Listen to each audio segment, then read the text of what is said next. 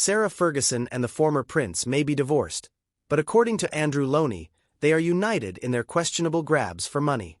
Fergie's searing emails asking Epstein for a loan and vowing she was on the sex offenders team exposes the depth of the royal couple's indebtedness to him. Ferguson's money troubles are nothing new, but even by royal standards, her story is astonishing. From 515-pound teddy bears and 50 suitcases of shopping to feasts fit for a king and even a failed Bitcoin mining scheme in the Nevada desert, the former Duchess of York, now the ex-wife of Andrew Mountbatten Windsor, has spent decades chasing wealth, prestige, and influence. But behind the charm and chatter lies a long history of greed, misjudgment, and financial chaos that may finally have caught up with her. Let's take a closer look at how Sarah Ferguson's extravagance helped destroy her reputation, and why her Bitcoin business scandal might be her most embarrassing yet. Before the diamonds and photo ops, Sarah Ferguson's life was ordinary, even humble. She's spoken openly about working as a chalet cleaner, scrubbing toilets, and waiting tables in a strudel cafe. Then came her fairy tale. In 1986, she married Prince Andrew and overnight became Her Royal Highness, the Duchess of York. But according to royal insiders, that happily ever after came with a dangerous dose of delusion.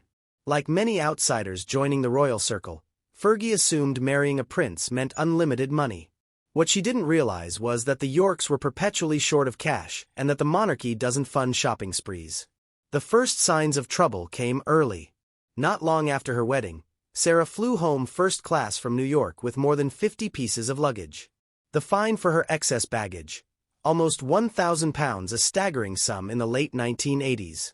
Inside the mountain of cases were around £33,000 worth of purchases, including a 515-pound teddy bear. Even the Heathrow staff were stunned. One baggage handler quipped, "Not even Joan Collins has this much." Royal aides were reportedly horrified, and the palace refused to say who paid the fine. But that incident was just a preview of what was to come. They claimed to have ended the friendship. How much do you believe she was in debt to him? I believe it's about £2 million. I mean, both Epstein and Sarah Ferguson don't deal in small amounts. But I've got two very good sources separately have said the same figure of two. She often arrived for trips with 25 or more suitcases, spending between £800 and £4,000 in excess baggage fees, sometimes packing whole trunks simply for her hangers. Behind palace walls, staff described her as extravagant to the extreme. One former employee claimed it was greed and wastefulness that contributed to her downfall. Every night she demanded a whole side of beef, a leg of lamb, and a chicken laid out like a medieval banquet. Her annual spending hit £860,000, including £150,000 on gifts, £50,000 on flowers, and £50,000 on entertaining. She surrounded herself with luxury. Personal trainers, hairdressers, and Pilates instructors who waited for hours and charged hundreds per session while she slept late into the afternoon. Royal commentator Jenny Bond summed it up. She had a hopeless grasp of money, combined with a desire for more and more of it. By the early 1990s, Sarah's debts had spiraled out of control. She reportedly owed £4 million to Coutts Bank, one of Britain's most elite financial institutions. When her marriage collapsed in 1996, her finances went with it. Yet, even after the divorce, she refused to downsize. Instead, she leaned on Andrew emotionally and financially long after their relationship had ended. Tina Brown described their dynamic as a destructive mutual reliance. He bailed her out when she was in trouble, and she backed him up when scandal struck. But those old arrangements couldn't last forever. When King Charles stripped Andrew of his titles and ordered the pair to vacate Royal Lodge, the royal safety net vanished, and Sarah's lavish lifestyle began to crumble. Just when it seemed Sarah might finally learn restraint, she dove headfirst into yet another questionable venture, this time in the world of cryptocurrency. In 2019, a company called Pegasus Group Holdings announced a grand plan: a £3 billion solar-powered Bitcoin mining complex in the Nevada desert. They called it the Hive. And who did they hire as their brand ambassador? Sarah Ferguson. In her statement, she praised the company's visionary leadership and said she was proud to join their forthcoming adventure. The deal earned her £200,000, with a promised £1.2 million bonus if the project succeeded. But it never did. Pegasus collapsed amid lawsuits and allegations of fraud, accused of using investor funds for personal gain and failing to build a single data center. By 2023, an arbitration tribunal had ordered the company to pay $2.5 million in damages. By 2024, new suits alleged Pegasus raised money with no intention of running a legitimate business. Once again, Sarah Ferguson's name was tied to a financial disaster, another example of poor judgment and questionable associations. This wasn't her only failed venture. She also sold her Belgravia townhouse at a loss, dropping from £4.25 million to £3.85 million in just 3 years. Her representative claimed it was an investment for her daughters, but experts saw a pattern: lavish spending, bad investments, and a habit of cashing in on her royal connections. Critics say that even without the Duchess title, she's continued to trade on the illusion of royal glamour to attract investors, brands, and publicity, a tactic that's now backfired spectacularly. Today, Sarah Ferguson's empire of excess seems to have finally collapsed. The woman who once demanded medieval banquets now faces the consequences of a lifetime of financial recklessness. She's lost her royal home, her income streams have dried up, and her reputation is once again under scrutiny. As one royal insider put it, she was a crushing spendthrift married to a cheapskate who had far less money than she thought, and she never recovered from that reality. For decades, Sarah Ferguson has been her own worst enemy. Whenever it seemed like she might redeem herself, she'd find a way to stumble right back into chaos.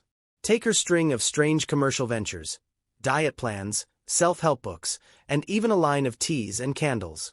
At one point, she was promoting a product that claimed to energize your soul.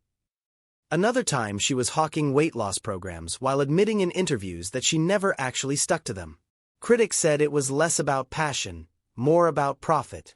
She'd slap her name on anything that paid. A royal biographer once quipped that Fergie would endorse a fridge magnet if the check cleared. Then came the infamous cash for access scandal. Hidden cameras caught her offering a journalist access to Prince Andrew for a £500,000 fee. She was filmed saying that opens up everything you would ever wish for. When the story broke, the footage went viral around the world. Her explanation: she claimed she was desperate and drunk, apologizing through tears on Oprah Winfrey's sofa. But for the royal family, the damage was done. The image of a duchess selling introductions to the Queen's son for £500,000 destroyed whatever credibility she had left. Still, Sarah seemed addicted to the spotlight. She's admitted to loving the thrill of fame, once saying that public attention felt like a form of oxygen, and she's chased it relentlessly. Red carpets, reality shows, and talk show confessions. Behind the cheerful grin, insiders say there's always been a streak of insecurity. She was constantly comparing herself to Diana, who remained adored long after her death. For Fergie, the press rarely showed that same affection. When she tried to reinvent herself as an author, writing children's books and memoirs, critics accused her of cashing in on the royal connection yet again. And while she often paints herself as the misunderstood duchess, those close to her suggest otherwise. Former staff described her as impulsive and indulgent, one saying she could go from charming to impossible in seconds.